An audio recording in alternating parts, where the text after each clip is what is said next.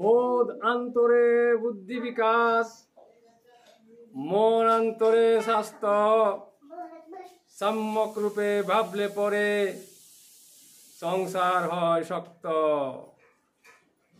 সঙ্গবোধে সংসার, অঙ্গবোধে কর্ম, দুর্বল হয় নিষ্কর্ম, সবল অর্থপূর্ণ।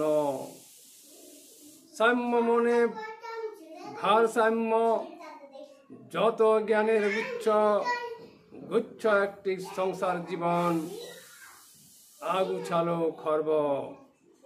সংসার একটি গর্বের ধর্ম, পুণ্য বলে গণ্য, পাপ তো তারে বলে নিজ বোধে গণ্য।